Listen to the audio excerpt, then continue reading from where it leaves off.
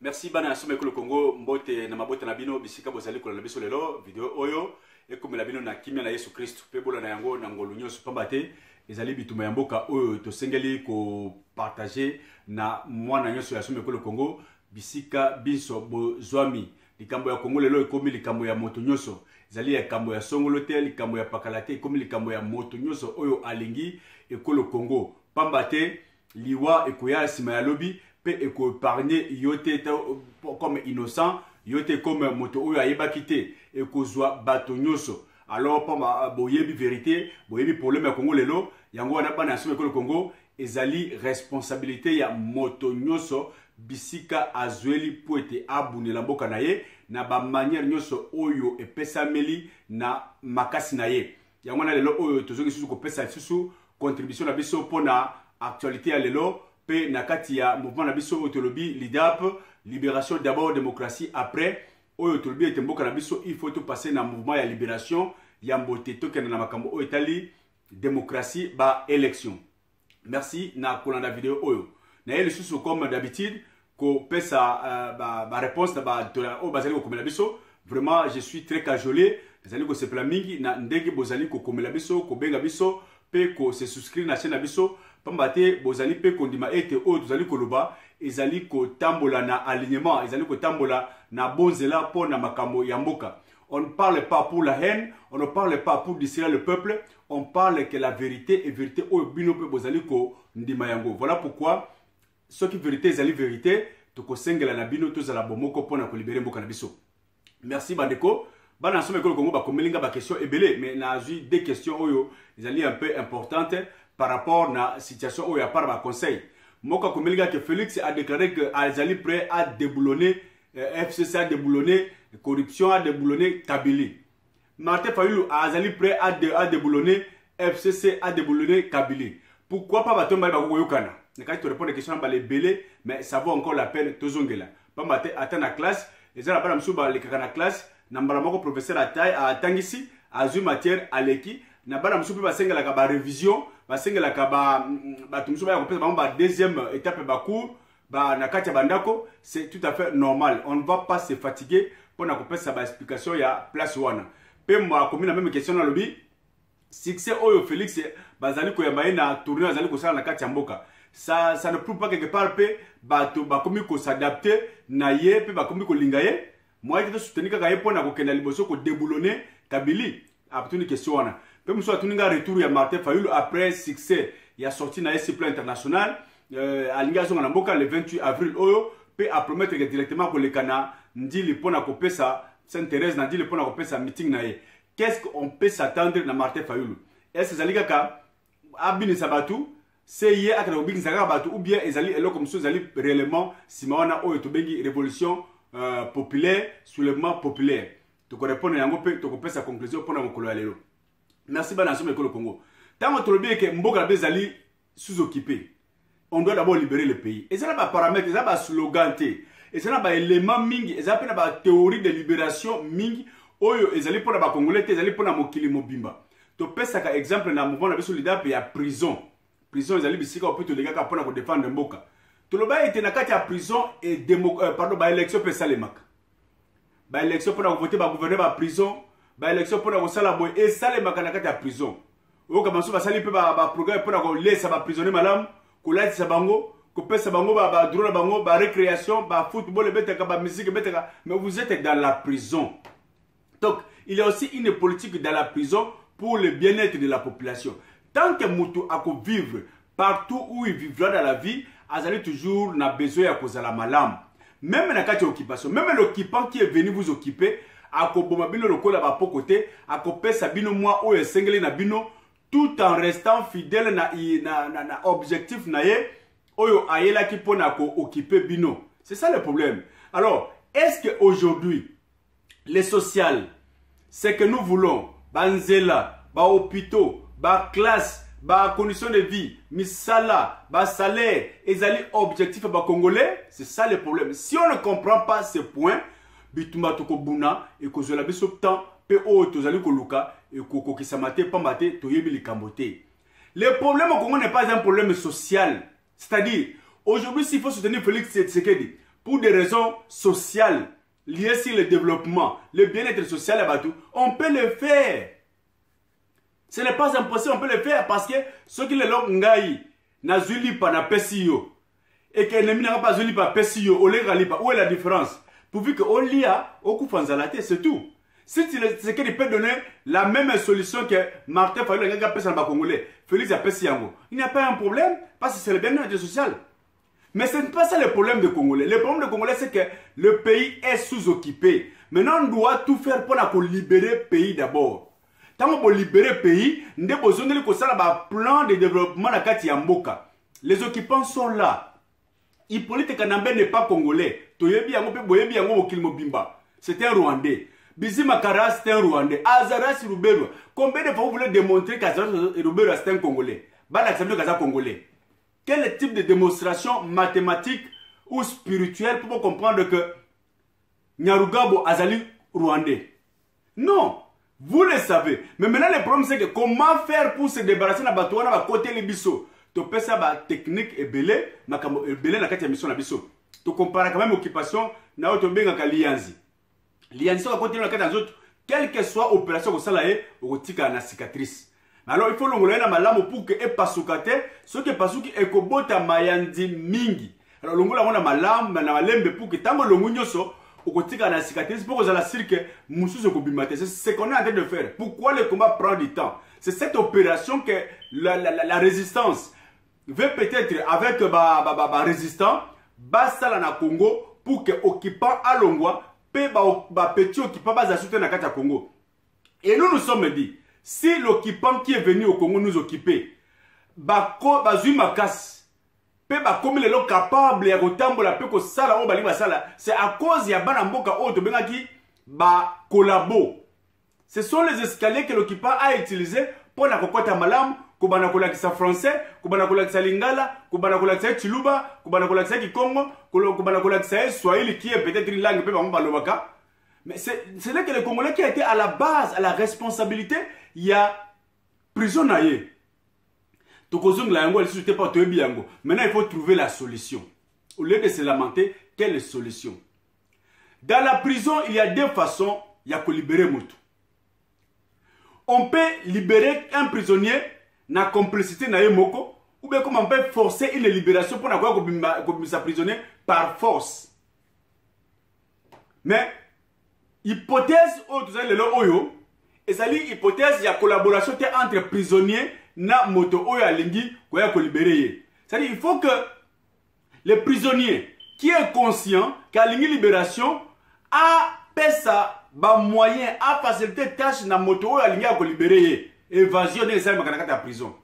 Mais on a vécu, moi j'étais dans la prison, on a vécu les cas, je me rappelle date moi que ça m'a le 2 je crois décembre 90, Mouzé Azui mesure de grâce présidentielle va libérer Batou. Mais il y a parmi les prisonniers qui va libérer Aboy Kobima. Alors je suis libre parce que on a prison na Zwindaku, na Zakolia, na Zali Kolala, na Zakolia Vungure, je suis bien. Je ne paye pas le courant, je ne paye pas l'eau. Alors ceux qui sont dans la cité, je n'ai pas où dormir. Na kozong na Moyibi. Vraiment otikanga abonde le directeur de prison. Alobi na boy Kobima na tika la kati ya prisonnier parce que je me sens libre la kati ya prison. Quelle la ribanda. Vraiment, et ça le côté na kosi, bon so bo vérifier na ba chiffre, il y a prison makala, bon comme la réalité wana. Et ça na batu oyo ke ba moko ba lingi ko zala na état wana pe ba boyi libération ya mboka. Bana nsome ko Congo mingi bazana kati eloko wana. Ba yebi ki bazana kati ya prison. Mais mabumuna bango ba intérêt personnel, dit peut-être na illettrisme, c'est-à-dire kozanga kotanga, dit peut-être na occultisme, kokota na misala mabe, dit peut-être na pauvreté, kozanga ba élément wana iswana esali bango te batika la toujours na boumbu. Il sait que Rwandais, azali ko diriger biso, Kabila c'était Rwandais, Azaras c'était Rwandais, mais etali biso te parce que ici biso déjà to si to zu o dozali ko luka. Manque de patriotisme, bazali. Alors, devant cette situation, et que Bilo Bolingo se Mboka, qu'est-ce qu'il faut? Il faut forcer. Voilà pourquoi la révolution ne se négocie pas. Bateau Bazoko Bak, est-ce qu'il n'y a pas moyen que Martin Fayulu a Félix Tshisekedi? Non, Félix Tshisekedi n'a pas la notion de libération dans sa tête parce que dans son plan, dans son combat, le pays était dans la dictature. Et maintenant, on a tout lutté pendant 36 ans afin de transformer la dictature et comme la démocratie. Et comme des dictateurs a perçu le pouvoir, la première passation du pouvoir pacifique dans la RDC, pour lui, la mission de ce combat est atteinte. C'est fini. Donc, la libération, Félix, c'était. Voilà, on ne peut pas libérer quelqu'un qui ne sait pas qu'il est dans la prison. Félix ne connaît pas les problèmes du Congo. Ou soit, ce qui a yebi yango, Azali Koboya parce que l'Ibumuna est tondi. On ne peut pas négocier. Comment vous voulez que Martin Fayulu négocie avec Félix Tshisekedi? Sur quel plan? Au moins que Félix n'a pas besoin de la négociation. Est-ce que Félix a besoin, Azali a besoin, pardon, d'assistance? Tilombo n'a pas besoin d'assistance parce qu'il lui suffit. Ce qui lui entoure. Donc, Bato O Bazali ko entouré Bakoki Ponaye. Alors, comme on dit, même il y a un gars de chez moi qui dit, ce qui n'a pas besoin de l'ikamonanga ite koyate. Est-ce qu'il n'a pas besoin de l'ikamonanga? Pourquoi oye? Nga moko na sa ko na mwasi nanga obena mobali nangai. Tozali ko buna. To benga kiyo, yo moko kozala ridicule. Voilà de ça que l'expression mission passée, il faut qu'on ait comment assister. On ne peut pas assister n'importe qui parce que la passe. Il faut qu'on ait des paramètres d'assistance qui sont réunis. Je pense qu'il y a un système qui était Chilombo, Asali Bozo, il y a assistance, il y a côté la risque était, c'est-à-dire à 4 mois il y a limbwa et balé, à comme un ngambo limbwa à suyer et balé aux arabes crocodile. Bah toi comme l'ingaming pour n'aspect merci, mais c'était comme ça. Tu peux dire que na hypothèse wana. Hypothèse selon laquelle ebale ezali na bangando et mwana ya limbo aebike ebale oyo soki na leki bangando bakolianga abondeli moto akatisa na boîte moto akatisi akoma na ngambo asuye. Tilombo akatisi Kanambe ebale. Le peuple était déjà prêt à silisana Kabila. Kanambe na batunaye mais Tilombo ayeko pesa yeba beki Kanambe a soufflé. Mais pour la collecte, yo biki singa mais intention na ngezalaki teke obiki sangai a suivi lelo oyo ko soit oyo Kanambe azali ko soit Tilombo, ce n'est plus à démontrer. À Botoli Nyos, on ne négocie pas avec un Satan. On ne négocie pas avec un diable. À Botoli Nyos, à Botoli Parlement, à Botoli Sénat, à Botoli gouverneur, à Botoli provincial, tout pour montrer que objectif ya Kaname na Congo, ce n'était pas la démocratie. Ce n'était pas partager le pouvoir, mais c'est l'occupation. Voilà erreur Tilombo Asali. Voilà pourquoi comme kolela toyokana ki boyete. Toyokana to kabola pouvoir. Ba umbi biso. Ba kabola pouvoir nanani. Tu as commis une erreur impossible à kokatisa mwana ya limbwa et balé. Aussi longtemps que kukufa na monana ki déjà. Qu'est-ce qu'on doit faire? La révolution est allée incontournable. Voilà dans le Congo. Cette popularité de Okomena que Tilombo Azali ko la popularité à l'intérieur, ça prouve que Bato va commis ko mais c'est la souffrance. Quand le peuple a commis une hypothèse telle que passe le Kimingi, est-ce que Yonde Oyo a quoi kobiki sabiso? Même à l'époque de Jésus-Christ. Moto Azalaki même naye Jean-Baptiste. A commis kotinda ba poto. Est-ce que Yonde Mobikis? Mais qui a annoncé aux gens que Ngana Yoko a annoncé arriver à Messie? Ce n'était pas Jean-Baptiste. Mais peu a commis kotinda bato. Est-ce que Yonde Mobikis Oyo tina maki aya? Ça arrive dans la vie de foi. Même la population peut se demander, est-ce que Motango libérer Félix Tshilombo? Pas bis vota qui Fayulu. Est-ce que yé pas la gare makambo ya malambo lokola Fayulu? Est-ce que le doute, c'est là où l'ennemi, n'est-ce pas, en profite? Voilà, peuple congolais, ne doutez pas, Félix ne donnera rien du bien na makambo na bino oyo tolobi ete to libérer Mboka. Sécurité, c'est juste pour naye koleki Satan, enfin que Mopaya ya Hippolyte Kanambe a oumela. Donc, le soulèvement populaire est allé incontournable. Pe Félix ako sala eloko moko te pona eloko na parce que ezali na mutu na yete. L'avenir du peuple congolais est allé ko dépendre na yo moko. Cela n'est pas impossible. Pourvu que vous comprendre le problème, la vraie, n'est-ce pas, situation, la vraie réalité, et vous la connaissez maintenant, c'est que le pays est sous-occupé, il faut libérer Mboka na biso. Dans le Congo, toyokana très bien. FCC a créé un deal na cash. Félix a dit deal yena caméléon bakenda na FCC pour négocier. Mais là, vous allez comme on a bana ya somme le Congo. IDPS, les jeunes de l'IDPS. Vous allez comme on a bino. Vous allez ko tombuka, vous allez ko tumba, vous allez ko bebisa. Pour na kanda oyo ya tricherie, pour na kanda ya sabotage, humiliation. Oyo, tu le mot abimisi IDPS le lo. Un parti comme IDPS, zéro. Sénateur, deux gouverneurs, zéro à l'autre côté. Parlement, zéro. Gouvernement Begoya, zéro. Parti le la IDPS. Son nous on a été pour réagir. Mais la question que je me pose, c'est celle de savoir où est votre allié. Vital Kamera Sawapi.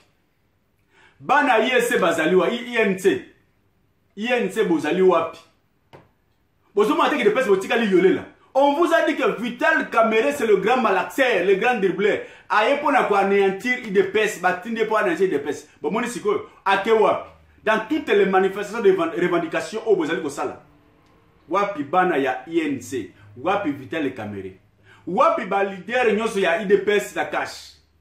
Batiki bino ba combattant bo bima bo kufa. Pa mate ba poche na bango etondi. Bakomi ko matela ba punda, bakomi ko tambola na ba vieux mokili mobimba, bakomi ko sala oyo bakana iko sala. Mais où est la part de la population? Alors pourquoi perdurer na kati ya bozoba wana? Pourquoi pas se ressaisir? Que ko bana d'abord ko discipliner bato oyo bazumi lokola ba escalier. C'est clair. Voilà pourquoi bana IDPS toko benga bino. Totia intérêt national liboso, ce n'est pas un intérêt de parti politique. C'est un intérêt il y a clan familial, c'est un intérêt peut-être il y a tribu. Non, c'est un problème national. Le pays nous appartient tous, to libérer en go. To libérer pour là, on a problème de tribalisme. Tshilombo n'a pas gagné les élections et Tshilombo ne fera que la politique de celui qui a fait que le loi benga ma président Hippolyte Kanambe. Yango to benga Tshilombo wa Kanambe. Ce qui est de peste, bana somi de peste, là vous allez causer la été changement. Bon revendiquer ba droit. Félix étant président, bozo ko sala elo côté eza lokola moto, vous allez ko sala makelele mais ba kanyo na kati ya prison.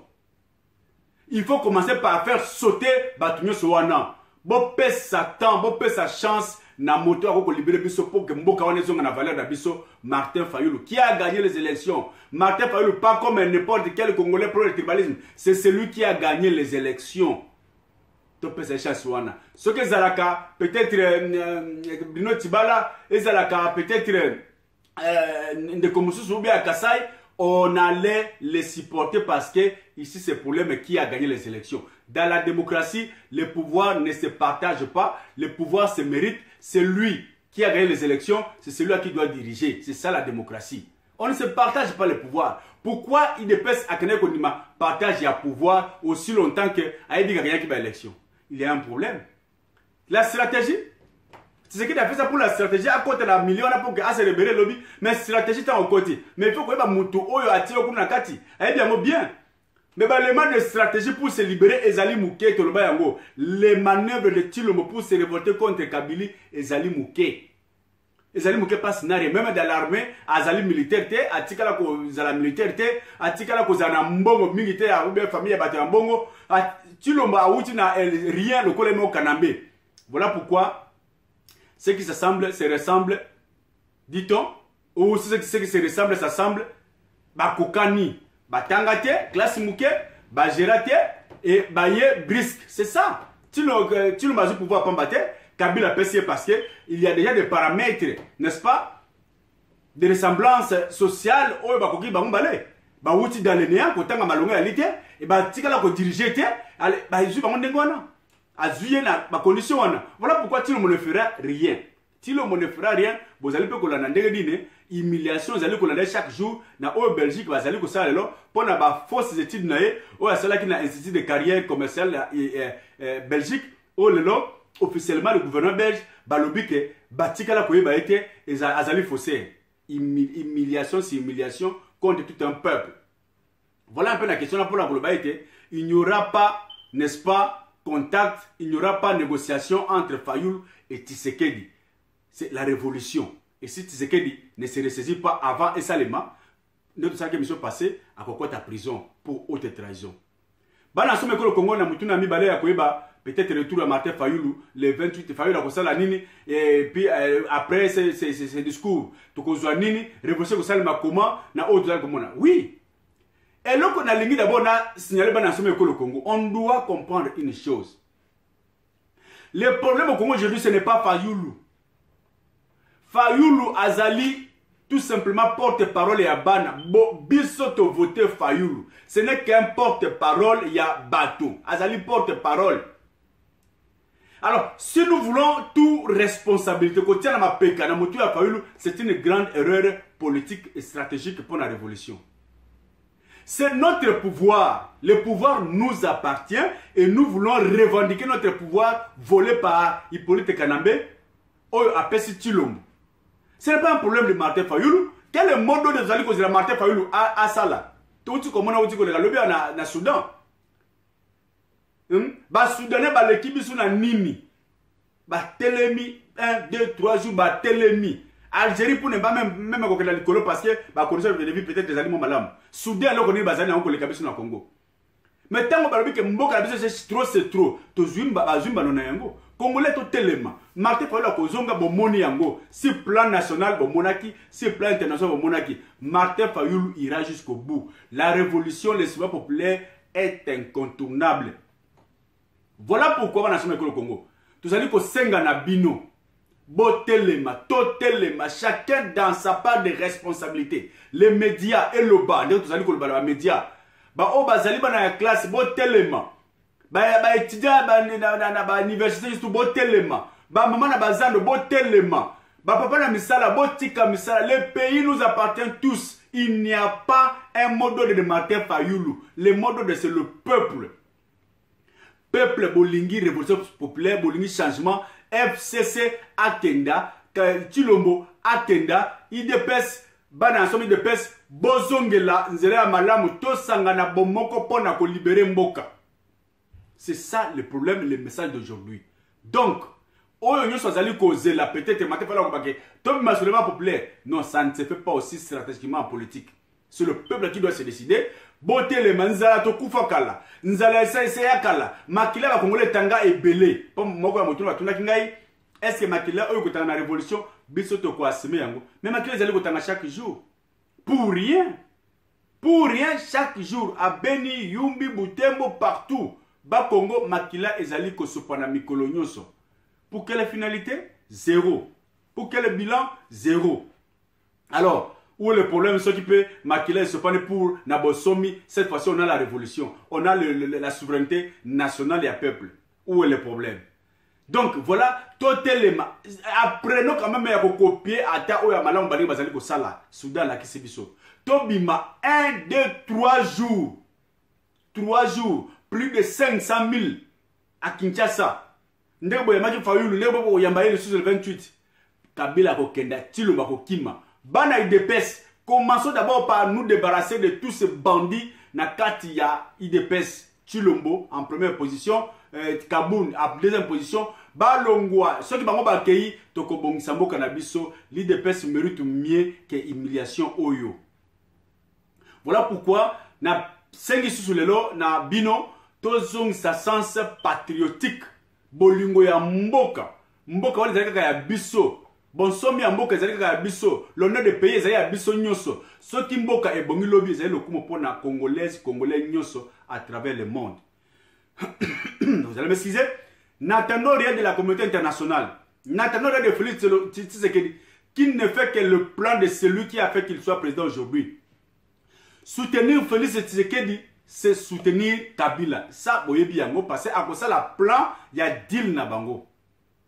La preuve au monde yango. Quand il a parlé de déboulonner aux États-Unis d'Amérique, il a changé forme et déboulonner.